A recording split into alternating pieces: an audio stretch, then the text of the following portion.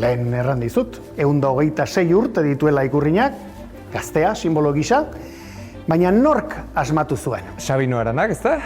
Jende gehienak hori uste du, baina Sabinok bakarrik ez, Sabinok eta Luis Arana Goirik, bi anaiek asmatu zuten ikurrina.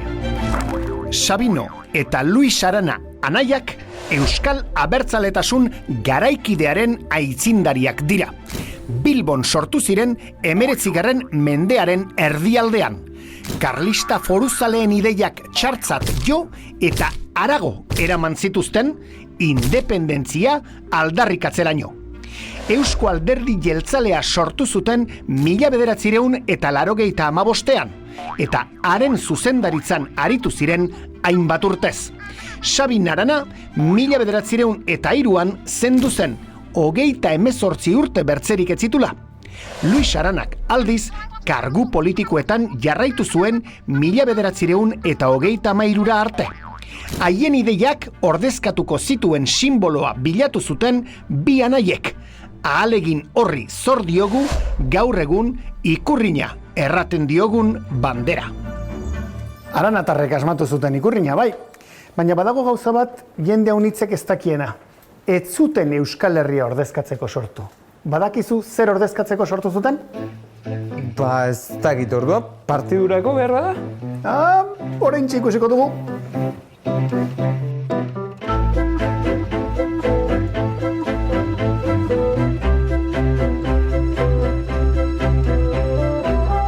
Entzuna dut, Luis, ikurrina hasiera baten etzela Euskal Herri guztirako sortu. Orduan, ze helbururekin sortu zen edo norako sortu zen ba? La ikurriña la diseñaron queriendo hacer un símbolo que representara a Vizcaya, pero un símbolo moderno, no como el escudo, que era un símbolo antiguo. Hementxe daukagu hain zuzen ere, ikurrinaren lehenengo marrazkia. Es la ikurriña más antigua del mundo, porque es el boceto original que diseñaron los hermanos Luis y Sabino de Arana y Goiri. Hicieron dos formatos, uno para mástil, lo que conocemos como la ikurriña, y el otro es de colgadura, que se utilizaba para mesas o para balcones. Desberdintasun bat dago, ikurrina ura, lehenengo ikurrina ura eta oraingoaren artean. Ia Iñaki, gai otezaren desberdintzeko. Ba, egia esan, desberdintasun handirik ere ez dut ikusten, baina izan liteke behar bada hemengo marrak finagoak direla, oraingoa baino? Ba, egia da, ¿está Luis? Sí, así es. En un principio estas son las medidas originales, pero luego en la guerra civil, cuando se hace oficial la ikurriña como bandera vasca, se piensa en la necesidad de que sea visible a distancia en situaciones de combate, en los barcos que la llevan en el mar, y entonces amplían el ancho tanto del aspa como de la cruz para aumentar la visibilidad. Eta Luis, koloreak zergatik gure hiru kolore hauek? La ikurriña intenta ser la aplicación a bandera de un símbolo más antiguo como era el escudo de Vizcaya. Entonces se considera que se trasladan los colores del escudo de Vizcaya a la bandera. Entonces los hermanos Arana pensaban que el escudo original de Vizcaya tenía fondo de gules, fondo rojo, y esa es la causa de que el fondo de la ikurriña sea rojo. El verde se supone por un lado que hace referencia al árbol que también aparece en el escudo, y por otro lado, al ser un aspa, lo que está haciendo es un recuerdo a San Andrés, porque piensan que hubo el día de San Andrés una batalla en época medieval en la que los vizcaínos se defendieron de una agresión.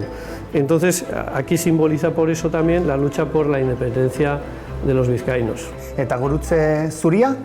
Pues también lo trasladan desde el escudo, pero así como en el escudo de Vizcaya la cruz está detrás del árbol, en este caso la ponen por encima de todo, porque ellos tienen un ideario católico y para ellos lo más importante es Dios. Fedea. Eso es, sí. Bueno, eta orain badakigunez, hasierako marrazkia bizkaitarrari dagokiola. Begira, Luis, azalduko diguzu pixka bat guzti hau.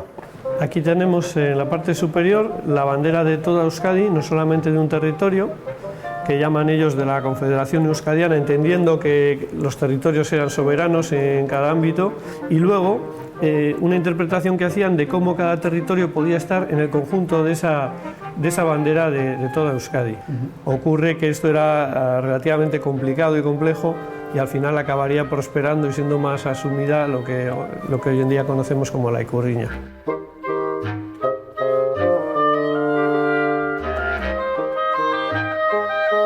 Orain goazen hori ikustera.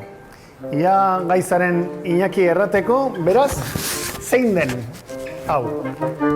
Esango nuke Bizkaitarra dela, ezta? Hemen Bizkaiko sinbola, eta gero badirudi konfederazio horren parte moduan Bizkaikoa ulertu lehikela, ezta? Hala da, Luis? Sí. Bueno, guzti hau jakinda, Iñaki, zein da gehien gustatu zaizuna edo, zein aukeratuko zenuke? Politena edo... Paula, begirada batea esango nuke estetikoki politien aukeratu zala, ondo irten ginela, ez dakitan nahi sorrarazten dianangatik edo objektiboa naizen, baina bueno, esango nuke Bizkaiko dela atentzio gehien deitzen didana eta ederna. Guzti hau jakinda, Iñaki, leku dotore eta historiko batera joan behar dugu. Luis, eramanen gaituzu Jose Antonio Agirre lehendakariaren bulegora, mesedez? Vamos a verlo.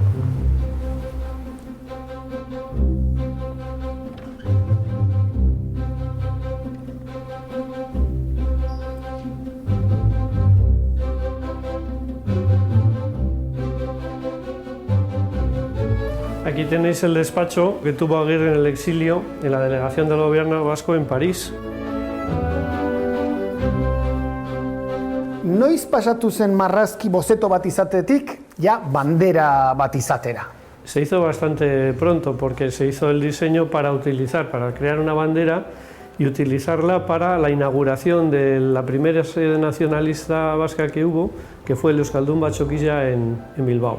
A las 6 de la tarde del 14 de julio de 1894 se hizo por primera vez la ikurriña.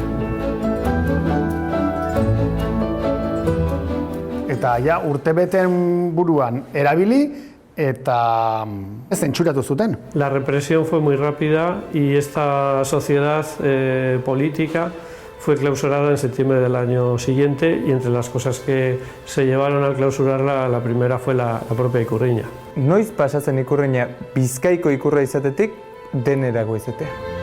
Acaba ocurriendo esto a principios del siglo XX. Se va haciendo popular, se va identificando con el nacionalismo vasco por la lucha por la defensa de este país. Se empieza a considerar por todos que es la bandera vasca, no ya una bandera limitada a Bizkaia.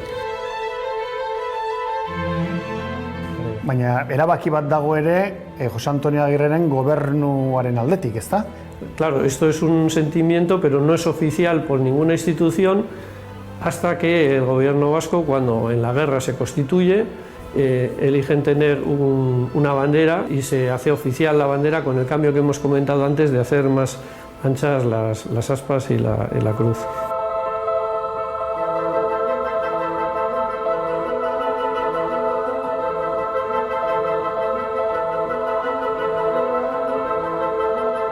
Hala ere, erabaki hori Iñaki etzan guztien gustokoa izan. Hain zuzen ere, Sabino hilik zegoen, baina Luis Arana Goiri bizirik zegoen, eta etzun gogoan ezartu, ¿ezta, Luis? No, él se acordaba mucho de cómo lo habían inventado para el territorio de Vizcaya, entonces decía que no podía ser que lo que habían pensado que fuera para Vizcaya fuera para todo el País Vasco. Y sí, no estuvo de acuerdo con esta decisión que era común de la mayoría de la gente. Marcada.